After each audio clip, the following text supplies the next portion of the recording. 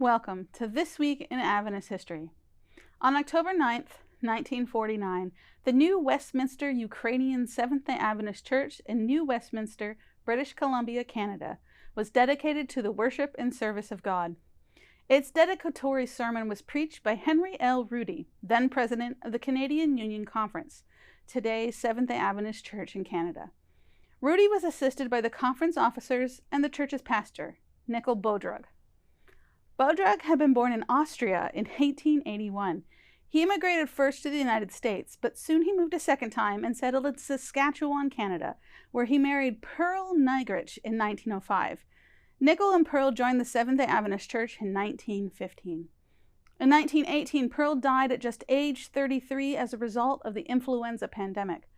It was written of her that, quote, all who were acquainted with her realized the loss. After Pearl's death, Nichol enrolled at Battleford Academy. After his time there, he married Doreen Zapotishny in 1925. The couple had 4 children. Nichol was ordained as a minister in 1930, and he first pastored in the Alberta Conference before being called to the Vancouver area to pastor 2 churches, both with congregations largely of Ukrainian descent. He pastored these churches until his death on April 29, 1954.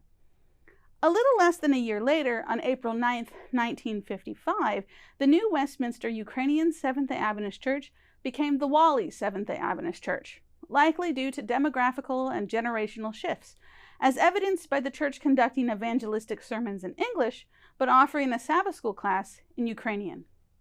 In 1960, the Wally Church was the first church in the British Columbia Conference to achieve their goal in the ingathering process. But by 1965, the church's membership had begun to dwindle.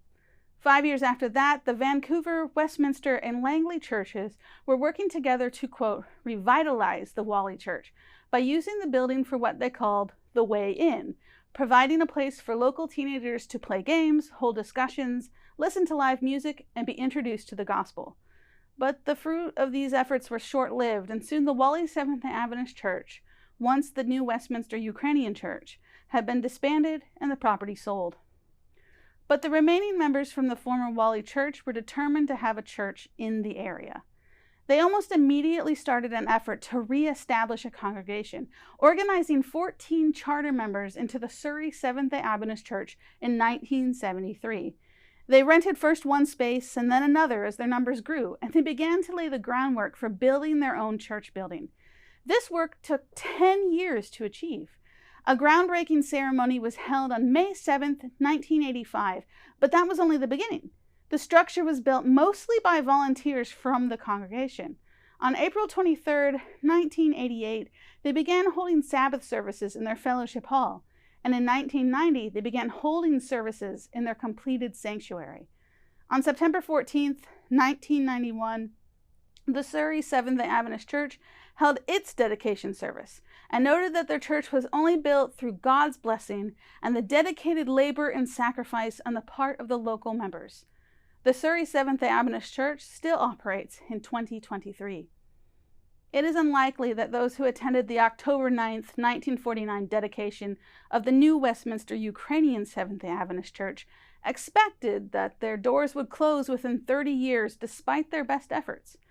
But an end to one thing often provides an opportunity for something new on which to focus our best efforts. And that's something we can take comfort in during this week in Adventist history.